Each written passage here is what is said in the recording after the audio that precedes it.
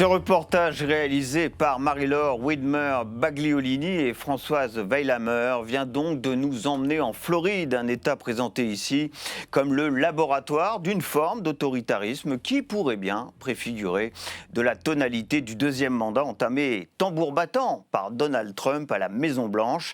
Car telle est bien la question. À quoi faut-il désormais s'attendre avec le retour de ce dernier à la tête des États-Unis? Nous allons maintenant chercher des réponses auprès de nos invités présents aujourd'hui sur ce plateau de Débat Doc. Romain Huret, pour commencer, bienvenue à vous. Vous êtes historien des États-Unis et président de l'École des hautes études en sciences sociales, l'EHESS. On vous doit récemment États-Unis, anatomie d'une démocratie. C'est un livre coécrit avec Thomas Negaroff et disponible aux éditions Les Arènes. Douglas Kennedy est également avec nous. Bienvenue à vous. Vous êtes écrivain américain, auteur bien connu des Français et des lecteurs francophones. Et votre dernier ouvrage, c'est un roman autobiographique où vous continuez d'ailleurs d'explorer une Amérique plus que jamais désunie, dites-vous, et qui s'intitule Ailleurs chez moi. Et il est disponible aux éditions Belfond. Et puis enfin, Amy Green est avec nous.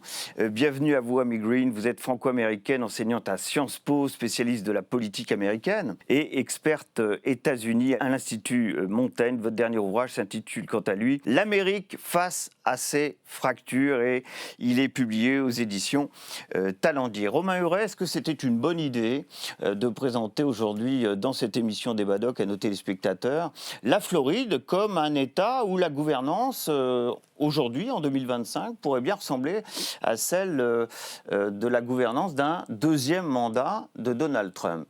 C'est une excellente idée.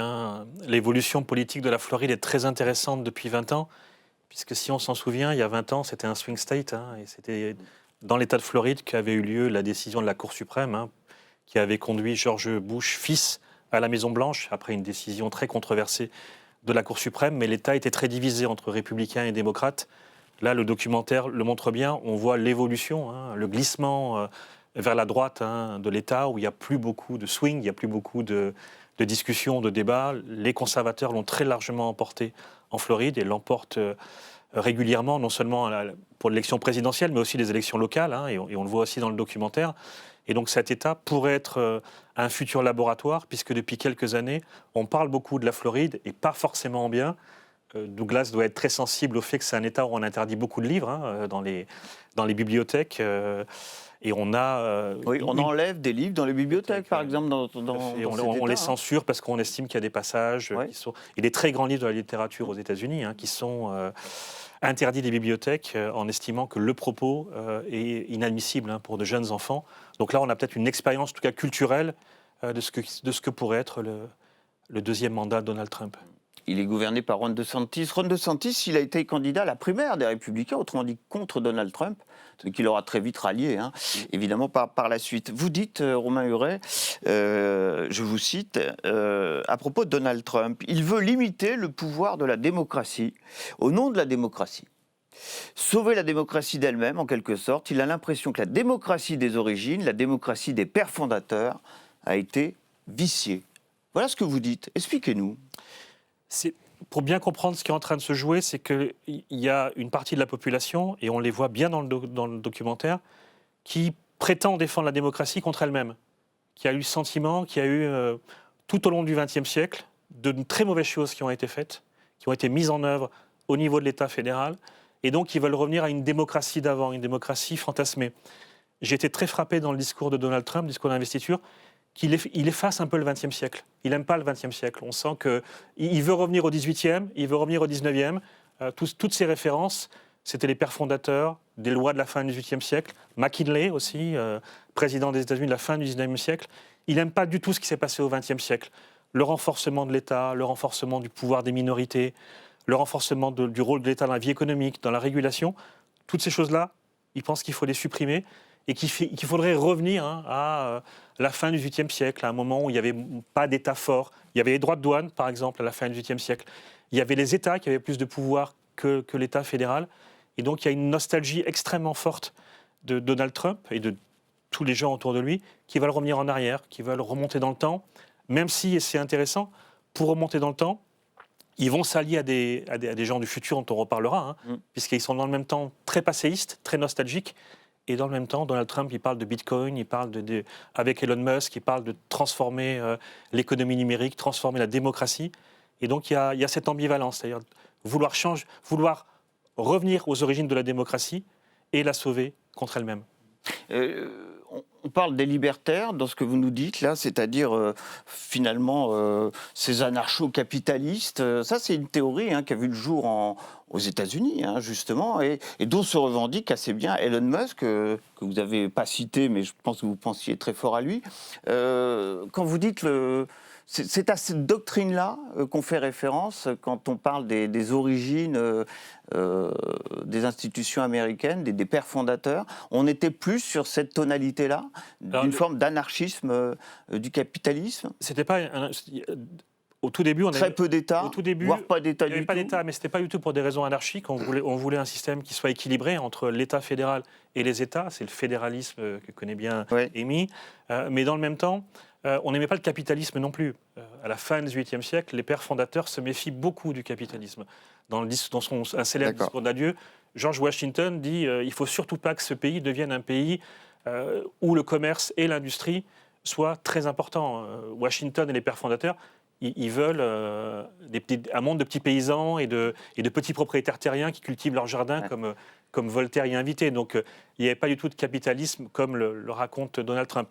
Mais de manière intéressante, je pense qu'il habille la radicalité de ce que veulent faire les Elon Musk et les autres, la radicalité de ce discours libertarien, dans l'histoire. Et c'est assez habile d'un point de vue politique. C'est-à-dire que ça modère les choses. Quand il parle d'expulser 13 millions de personnes, 13 millions d'immigrants illégaux, il évoque une loi de 1798 que beaucoup de gens ne connaissent plus. Mais à chaque fois, il y a radicalité du discours et on l'habille dans l'histoire, on l'habille dans la tradition pour faire croire que tout ça, finalement, n'est pas si grave. Douglas Kennedy, alors j'ai lu avec grand intérêt votre toute dernière chronique dans la Tribune Dimanche, quotidien français du dimanche. Et alors vous dites tout simplement, la période qui s'ouvre, c'est l'ère du surréalisme politique américain. Alors là, il faut nous expliquer. Oui, de temps en temps, je pense... Il y a une page qui se tourne aux États-Unis, là. Dans quelle vérité on vit maintenant? Par exemple, 32 charges fédérales jugées coupables. Et alors? Ça, c'est surréaliste. Le fait que, franchement, on a un candidat, il a dit ça une fois, je peux assassiner quelqu'un dans Fifth Avenue à New York, bang, bang, bang. Pas de problème. Il est en dehors de la loi. Thomas Jefferson, au début du 19e siècle, a dit « Le gouvernement en élit, c'est le gouvernement en mérite ». On est dans cette situation maintenant. Je suis d'accord avec Romain. L'esprit de Trump, c'est franchement l'esprit de 1830 et Andrew Jackson. Et le grand débat aux États-Unis, franchement, en fait, depuis le début, c'est quel est le rôle de l'État. Et la vérité est, depuis, franchement, l'époque de Reagan, c'était un mouvement, en fait, les néoconservateurs, contre, franchement, l'expérience. Ronald Reagan, dont on va rappeler que le slogan, c'était « Make America Great Again », déjà, nous sommes au début des années 80. Oui, je vais dire. Reagan, franchement, est devenu le président le plus influentiel depuis Roosevelt. Roosevelt, avec le New Deal, c'était une expérience assez socialiste aux États-Unis, au milieu de la dépression économique, qui était gardée après par Truman, mais aussi par Eisenhower et Kennedy, et même si, d'une certaine manière, Nixon. Et après Watergate, et surtout après la guerre vietnamienne, qui était le début des guerres culturelles, les néoconservateurs ont commencé à dire on n'a pas besoin de l'État. Et on va revenir du modèle du 19e siècle. En fait, la partie de ça, c'est M. Trump. Amy Green, qu'est-ce que vous voulez rajouter à ce qui vient déjà d'être dit sur ce que pourrait être la ligne idéologique aujourd'hui du Trumpisme? Et je ne sais pas si on peut dire ça. Y a-t-il seulement une ligne idéologique du Trumpiste? Et si oui, quelle est-elle? Bon, effectivement, on voit un début de deuxième mandat qui est vraiment ancré dans cette envie de tester les limites de l'autorité présidentielle aux États-Unis. On voit très bien que la Constitution préconise un certain nombre de pouvoirs d'autorité de la présidence américaine. On voit également à quel point il y a un exercice normatif justement de ce pouvoir-là. Et Donald Trump, par le nombre de décrets exécutifs qu'il vient de signer, par le contenu de ces décrets, par son approche justement, le rapport de force avec son parti politique, il a du capital politique. Il sait qu'il est au sommet du capital politique qu'il aura pour les quatre prochaines années. Donc, il compte le dépenser dans effectivement une forme de test du système démocratique américain. Et je pense que c'est ça qui est assez fondamental à comprendre. C'est-à-dire qu'à la fois aux États-Unis, la Constitution nous dit un certain nombre de choses, mais pas tout.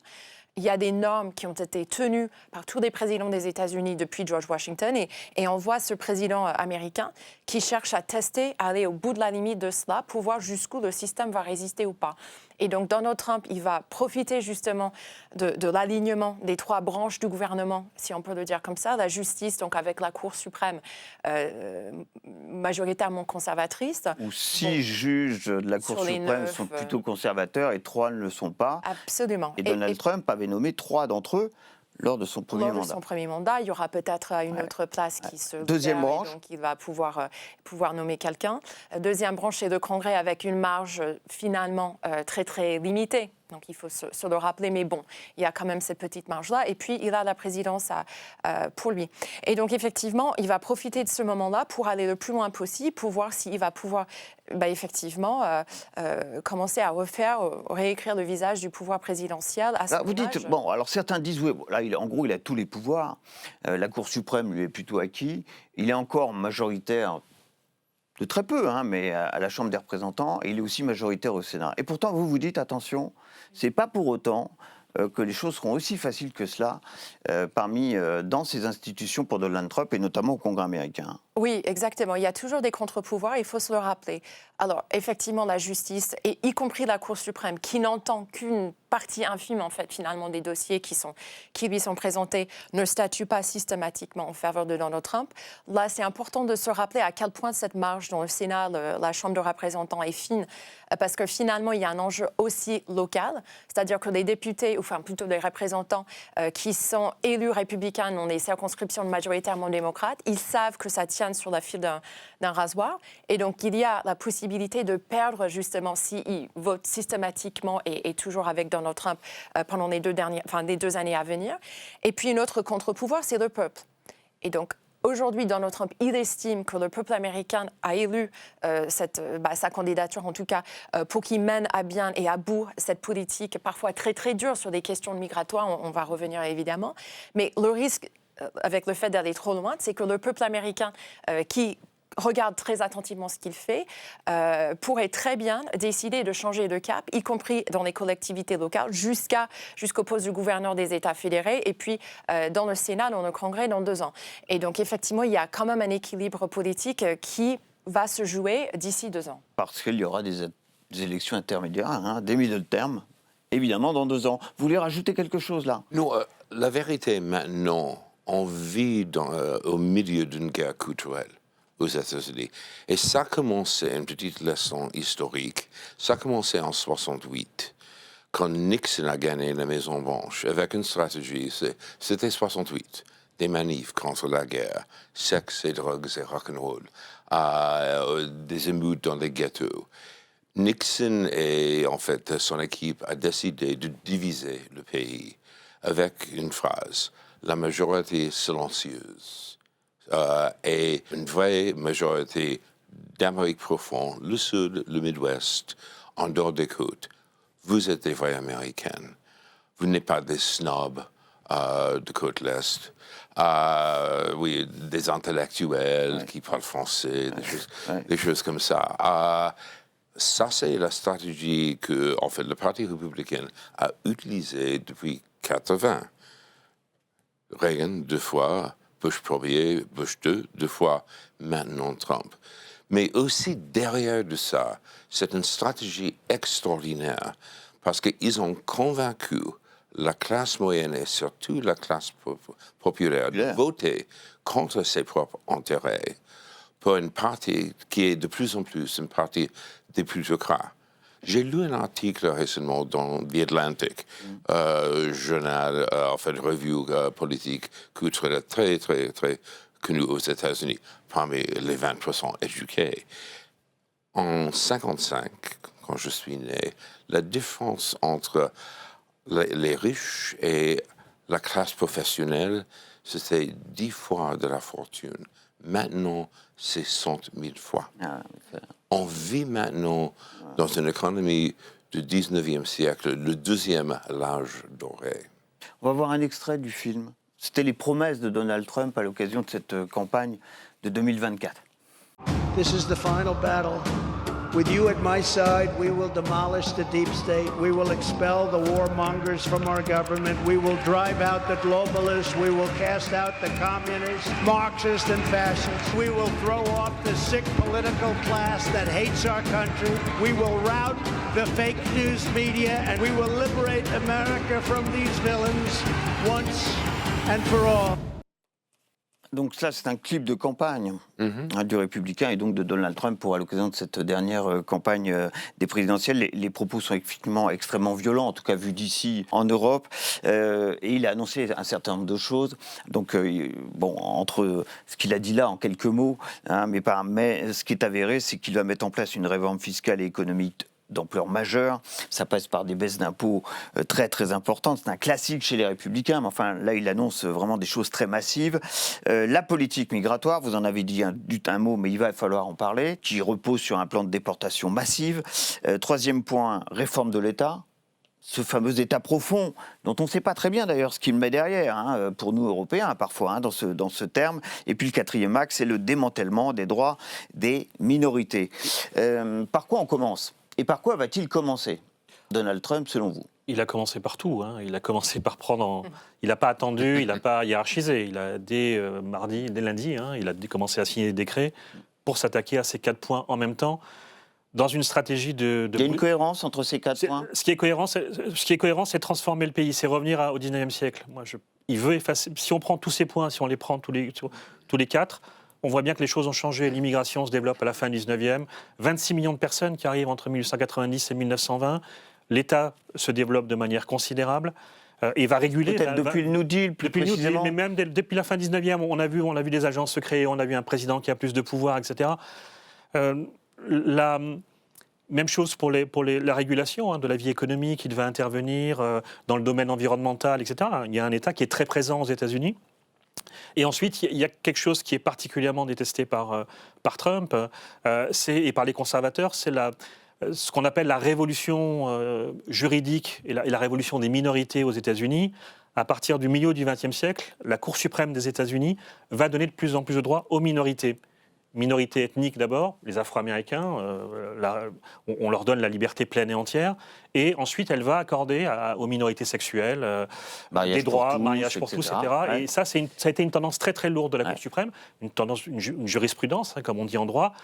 Les conservateurs détestent ça, et ils veulent revenir sur cette jurisprudence. Ils veulent que la Cour, et les tribunaux aussi dans tous les États, reviennent là-dessus, et donc Trump veut mettre en place une contre-révolution juridique pour casser ça et remettre la famille traditionnelle hétérosexuelle. Il l'a dit, il n'y a que deux genres aux États-Unis, un homme et une femme, et il ne veut plus d'autres perspectives. Et donc il y a une contre-révolution qui est en place. Et la dernière chose, c'est intéressant, c'est l'impôt sur le revenu. L'impôt sur le revenu aux États-Unis, c'est 1909-1913. Trump veut supprimer en grande partie cet impôt ou le réduire le plus possible. Laisser l'impôt prélevé dans les États, puisque les États aussi lèvent des impôts, et ensuite avoir recours aux droits de douane en matière de politique économique pour faire entrer de l'argent dans les caisses de l'État. Donc on va baisser l'impôt et les impôts aux États-Unis, notamment l'impôt sur le revenu, et Trump espère les compenser par des droits de douane avec les différents pays avec qui il pourrait passer ces fameux deals, parce qu'il croit beaucoup au bilatéralisme et pas au globalisme dans les relations internationales. Il espère surtout que les entreprises vont faire leur compte et vont s'installer aux États-Unis. Il faut peut-être mieux produire sur place plutôt que d'exporter. Je pense que c'est Trump, il y a toujours un coup d'après, en fait. Il faut toujours voir, dans toutes ces déclarations un peu folles, il y a toujours il veut quelque chose. Alors, on ne sait pas ce que c'est, mais il y a un point... dans l'art du deal, il cherche quelque chose, en fait. Donc, il faut trouver, parce que ça parle dans tous les sens. Et là, on l'a vu depuis 15 jours, 3 semaines. Mais il y a quand même un objectif. Et là, je pense, en matière économique, il a surtout envie que les entreprises étrangères reviennent sur le sol états-unien et recréent des emplois. C'est ce qu'il a dit d'ailleurs au forum de Davos, De Davos, tout à fait. en disant aux chefs d'entreprise, mais venez aux États-Unis, vous paierez moins d'impôts. En revanche, si vous restez chez vous, vous paierez des droits de douane.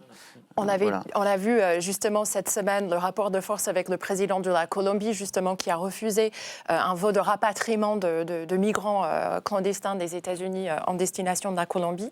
Et puis on voit qu'il a cédé à une menace de Trump de mettre des frais de douane.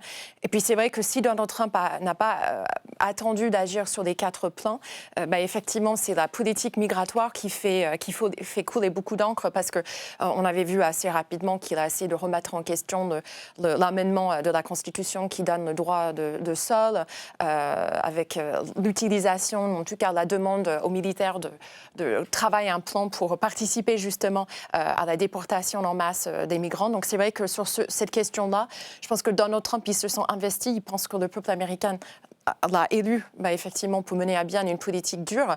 Et donc s'il y a quand même un élément qui ressort de cette première semaine, parce que ça ne fait qu'une semaine finalement qu'il est investi, c'est sûr que la politique migratoire est sans doute celle qui fait parler plus d'elle, y compris aux États-Unis, parce qu'il y a une forme de dureté, et puis on se rend compte que Donald Trump, il tient sa parole. Souvent, on peut se demander s'il est sérieux, mais il avait déjà annoncé des promesses très fortes en 2016, à l'occasion de sa première campagne électorale. Il a tout de même un bilan de 4 ans en politique migratoire. Il avait promis un mur, évidemment, à la frontière. C'est plus de 3000 km, je crois, cette frontière entre les États-Unis et le Mexique. Ce mur, non seulement n'a pas été achevé, mais enfin, finalement, il y a très peu de nouveaux murs qui ont été construits. Le bilan de la politique migratoire du premier mandat Trump, il n'est peut-être pas à la hauteur de ce qu'il avait promis. Donc ça laisse peut-être penser que celui qu'il va mettre en place ne sera peut-être pas non plus à la hauteur de ses promesses. C'est vrai que la première administration de Donald Trump a été notamment marquée par la politique de séparation des familles à la frontière, qui a été très contestée. Oui. La grande différence entre cette fois-ci et le premier mandat, c'est effectivement le temps de préparation et l'ancrage idéologique. Donald Trump n'a pas quitté Stephen Miller, qui faisait partie des architectes justement de cette politique migratoire du premier mandat. Autour de Donald Trump, il y avait quand même la résistance du militaire, il y avait une sorte de cette entre guillemets état profond, en tout cas des experts qui participaient à son administration, qu'il a estimé l'empêcher de faire tout autant qu'il a souhaité. Et donc cette fois-ci, on va voir à côté de Donald Trump toujours le Stephen Miller, mais surtout il y avait les 4 années de préparation justement de cette politique-là, avec une envie d'agir fort, et donc d'où les décrets exécutifs qui vient de signer, qui testent justement jusqu'où il peut aller de façon unilatérale. Les minorités, on en a dit un mot avec Romain, la défense d'un certain nombre de minorités. Ça nous amène peut-être au wokisme, alors qui est souvent présenté comme une contre-culture aux États-Unis, avec la défense de chacune des minorités, théorie plutôt racialisée du côté américain, qui part de la défense évidemment. Le wokisme était un grand cadeau pour la droite américaine, ça c'est sûr. Et ils ont utilisé ça. Ouais. Le wokisme ne compte pour rien aux États-Unis, franchement. Et le truc c'est une contre-culture qui a pris toute sa place aux États-Unis, tout de même. Honnêtement, maintenant, en fait, pour moi, la chose la plus extraordinaire de cette situation, je vais changer le chemin, c'est honnêtement le rôle des chrétiens partout aux États-Unis. Au début à la fin du XVIIIe siècle, quand notre homme des Lumières, Jefferson, Madison, Adams, Franklin, ont écrit la Constitution, ils étaient obsédés par la séparation entre l'Église et l'État. Pourquoi? Les États-Unis ont commencé comme une expérience religieuse. Franchement, les puritains qui ont fondé le Massachusetts étaient des fanatiques. Le Taliban du XVIIe siècle. Et aussi, en fait, des hommes de la lumière qui ont écrit notre Constitution étaient très influencés par Montesquieu. Par Montesquieu, oui. L'esprit des lois. Surtout la séparation entre, l'exécutif, le judiciaire et le Congrès. Maintenant, on a une situation extraordinaire parce que depuis les années 80, et ça, c'était aussi la stratégie du Parti républicain. Ils ont fait un pacte faustien avec des chrétiens. C'est bizarre de penser qu'en 1973, quand en fait le Cour suprême a consacré la loi de votement fédéral, c'était une Cour suprême avec une majorité républicaine. Parce qu'à l'époque, le Parti républicain de Nixon, on reste en dehors des vies intimes de nos citoyennes. Maintenant, tout a complètement changé. Et Trump, qui a dragué des stars de porno, j'en suis sûr, il a payé pour une vingtaine d'avortements pendant sa vie. Maintenant, il est franchement le cheval de Troie des chrétiens. Vous faites réagir Romain Hurel, hein. Je pense que c'est très juste ce que dit Ouais. Douglas. Et dans l'histoire des États-Unis, on insiste souvent sur les grands réveils religieux. Le pays serait parcouru de grands réveils religieux. Des moments, quatre grands réveils, des moments où la population est saisie d'une ferveur religieuse particulière et repense la démocratie, repense le rôle des citoyens. Et beaucoup de gens pensent qu'on y est là. On est dans un temps un peu incroyable avec l'alliance qui est décrite, hein, avec l'évangélisme qui est d'abord né du côté protestant. On voit une partie des catholiques aussi qui ont beaucoup changé. Hein, les catholiques aux États-Unis, à la fin des années 60, il y avait beaucoup de catholiques progressistes, hein, qui d'ailleurs même soutenaient... Mais même si... Oui. Mais là, il y a eu un glissement. À partir de la fin des années 60, on voit ces catholiques qui sont devenus très conservateurs. Et donc tout est prêt, alors je ne sais pas si ce sera un grand réveil religieux, mais en tout cas tout est prêt pour que le pays soit traversé par cette ferveur immitue. Mais ce qui est très intéressant, c'est qu'il y a aussi en même temps ce grand effet de sécularisation. Et en fait, on voit la division partisane. C'est-à-dire que notamment le public des démocrates, ils sont les plus probables de se dire éloignés de la religion ou les non, c'est-à-dire que des athées, des agnostiques, etc. Alors qu'à la droite, ou plutôt du côté de droite, on va avoir davantage cette religiosité. Et en fait, ce qui est très intéressant, c'est qu'on va voir justement dans le projet de juridisation, enfin de la codification de cette vision de la société dont vous avez fait référence tout à l'heure, en fait, on va avoir notamment ce projet religieux se qualifier et se formaliser du côté de la droite. Et même ce qui est très fascinant, c'est que les évangéliques, en fait, de plus en plus, et j'en ai fait état dans mon livre, justement, ils s'éloignent un petit peu du cadre religieux comme le socle et ça devient davantage une identité politique depuis 40 ans. Donc en fait, c'est vrai qu'on voit là encore dans cette société donc fracturée, cette division véritablement partisane autour de la question religieuse qui est effectivement si fondamentale dans la construction du pays. Mais aussi en même temps, quelque chose d'extraordinaire. Le Cour suprême, les 6 juges conservateurs sont des cathos. Sont des cathos. Et ça, c'est extraordinaire. J'ai cherché des chiffres. Les États-Unis, c'est un pays 28% cathos. Mais la majorité. Et aussi, et il a raison, et aussi, en fait, Romain, il y avait, en fait, des réveils, The Great Awakenings, dans le passé religieux. Mais c'est la première fois dans notre histoire où des évangélistes ont un pouvoir politique. La première fois. Et je rappelle qu'en 1960, quand Kennedy est élu, tout le monde pense qu'il va perdre parce qu'il est catholique. Oui. On n'aime pas beaucoup les catholiques. Il y a une longue tradition aussi d'hostilité à l'égard des catholiques aux États-Unis. On voit que le pays a beaucoup changé. Mais et qui était le deuxième président Joe catho? Biden. Joe Biden, Voilà. exactement. Voilà. Oui. Alors on a beaucoup parlé on a beaucoup parlé, et c'est normal, de politique intérieure, parce qu'effectivement, c'est là que s'est jouée la campagne américaine, hein, évidemment. C'était sur les questions intérieures, comme souvent d'ailleurs aux États-Unis. Mais il y a évidemment tout ce qui nous attend en matière de politique étrangère concernant Donald Trump. Là aussi, il a un premier bilan, hein, celui de son premier mandat. Tout le monde, la question que se pose, c'est où sont les priorités, où se situent les priorités aujourd'hui dans ces rapports de force et ces rapports, ces accords bilatéraux qu'il entend mener avec un certain nombre de pays. Au-dessus de la pile, vous êtes tous d'accord, semble-t-il, sur ce sujet, c'est la Chine. Ensuite, il y aura sans doute le Moyen-Orient, avec évidemment la crise israélo-palestinienne. Et l'Europe n'interviendrait que bien plus bas. L'Europe ne serait pas du tout aujourd'hui une priorité de l'administration Trump qui est en train de se mettre en place. Est-ce que vous confirmez cette approche aujourd'hui?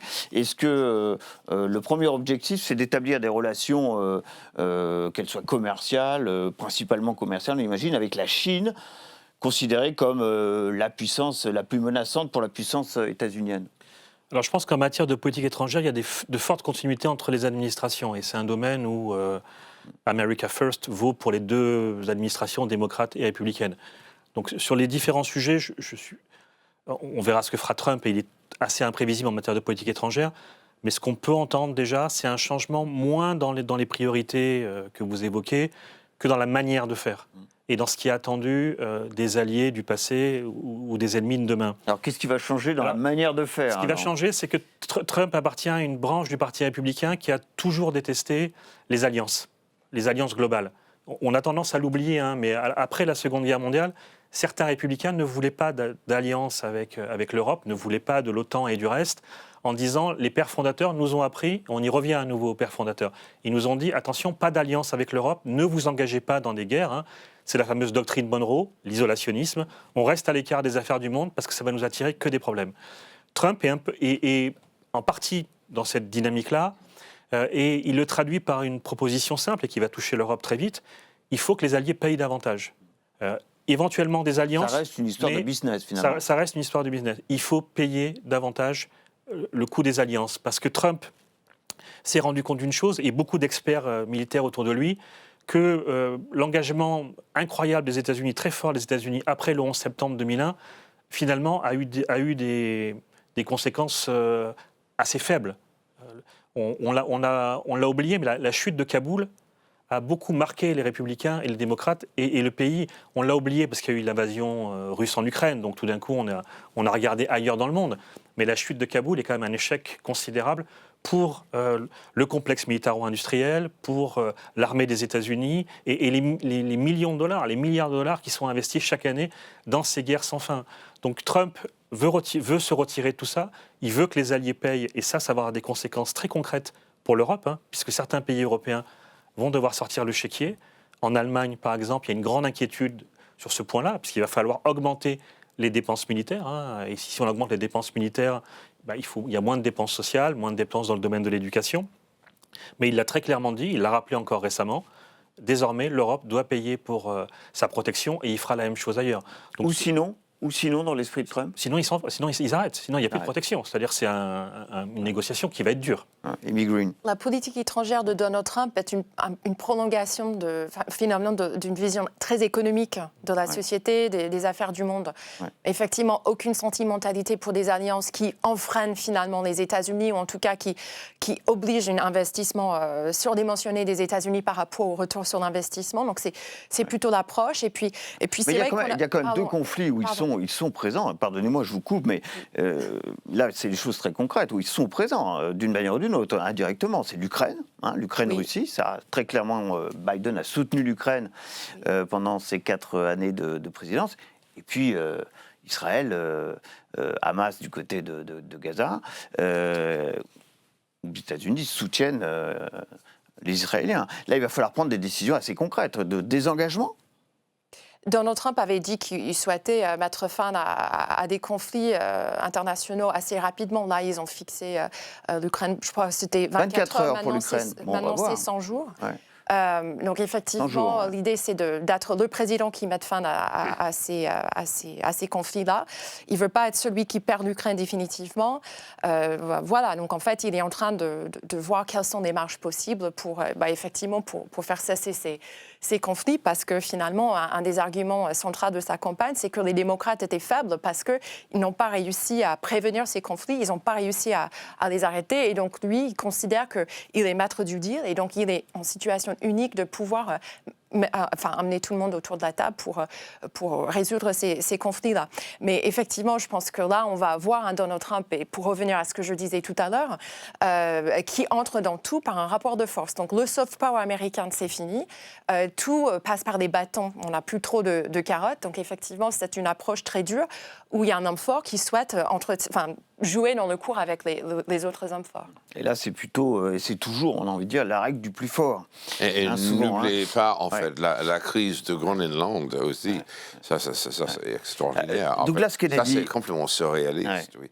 Douglas Kennedy, on a envie aussi de savoir le rôle que vont jouer les stars de la New Tech, de la high-tech aujourd'hui, les 3 plus grosses fortunes américaines, Elon Musk, Jeff Bezos et Zuckerberg. Oui, voilà. Ils ont fait allégeance, très clairement, à Donald Trump à l'occasion de ce deuxième mandat. Il y en a un plus que l'autre, c'est Elon Musk. Oui, Puis il se voit chargé, je crois que c'est une mission qui devrait perdurer jusqu'à avril 2026. Et alors, il n'est pas ministre en titre, hein, si on a bien compris, de dégraisser l'État. Alors, évidemment, on en revient à cette volonté de ramener l'État, le rôle de l'État fédéral aux acquets, comme on dit en français. Qu'est-ce que ça veut dire de voir ces superpuissances de la high-tech suivre Donald Trump et quel est le risque finalement derrière? Les risques sont immenses. Des voyous qui sont intéressés par des bateaux spatiaux, en fait, des mannequins, en fait, aucun culture, exactement comme Trump. Romain Huret, le poids de ces géants de la high-tech et le poids idéologique qu'il peut avoir sur ce deuxième mandat, cette alliance. Le poids, il va être fort parce qu'ils ont permis l'élection. Je pense que le coup de génie de Trump, ça a été son alliance avec Elon Musk. Hein, et on voit bien, si on regarde tout le fil de la campagne, que le fin août, quelque chose se passe. Parce qu'il va rallier à lui une partie de la jeunesse grâce à Elon Musk et grâce à ce tournant de la tech. Ce qui est intéressant, c'est que là, on a vu deux choses. On a vu que le vernis multiculturel, défense des minorités de la tech, s'est complètement effondré. Oui. Facebook a dit, Zuckerberg a dit qu'il fallait l'énergie ou le masculine, c'est ça. C'était mieux dans l'entreprise, ça permettait d'être plus agressif, etc. Et c'était en contradiction complète avec tout ce que dit Facebook sur la diversité, sur l'inclusion, etc. pendant des années, ou les autres entreprises de la tech. Deuxième point qui peut être intéressant à observer, il faut regarder ce qu'on voit. Zuckerberg, il y en a d'autres qu'on ne voit pas, comme Peter Thiel, par exemple, qui est quelqu'un qui joue un rôle considérable à l'arrière de l'agitation médiatique. Et c'est un grand de la tech, en fait. Ouais. C'est une grande star de la tech, très connue, hein, et qui a financé une grande partie de la Silicon Valley. Et qui joue aussi, et qui se voit comme un peu un gourou intellectuel. Et ce qui est intéressant, c'est quand on les regarde de près, on voit qu'ils ont des liens avec l'Afrique du Sud, par exemple. Intéressant. Musk, Thiel ont un passé personnel en Afrique du Sud, des pays qui ont eu un problème avec la démocratie. Certains viennent d'Inde, et l'Inde aujourd'hui est un pays aussi où la démocratie est un peu malmenée et où on sent un raidissement autoritaire et une envie de mieux contrôler les populations. Donc on a dans cet environnement culturel de ces géants de la tech qui ont une fortune considérable, une envie, peut-être pas de supprimer la démocratie, mais en tout cas de mieux la contrôler, et ils n'auraient rien contre un basculement autoritaire de Trump ou d'autres personnes au Congrès. Amy Green, vous avez 30 secondes, mais est-ce que vous êtes d'accord avec ce qui vient de dire ? Ce qui serait intéressant, c'est aussi de voir la pression que Trump pourrait exercer sur d'autres pays sur la question de la régulation de la tech qui se pose notamment en Europe avec une politique américaine de dérégulation. Donc on va voir aussi si ce soutien-là de la big tech va se traduire aussi carrément en politique étrangère, y compris économique. Un grand merci vraiment hein, à vous trois d'être venus parler de cette prise de fonction pour la deuxième fois à la Maison-Blanche de Donald Trump pour un mandat de 4 ans hein, qui commence là en ce moment même de l'autre côté de l'Atlantique. Vos réactions, ça sera sur #Débadoc. J'imagine qu'elles seront nombreuses. Nos invités pourront réagir, bien entendu, à ce que seront vos réactions. Merci à Victoria Bellet, Félicité Gavalda, bien entendu, qui m'ont aidé toutes les deux à préparer cette émission. Prochain rendez-vous avec Débadoc. Ça sera la même place, la même heure et toujours avec son documentaire et son débat. À très bientôt.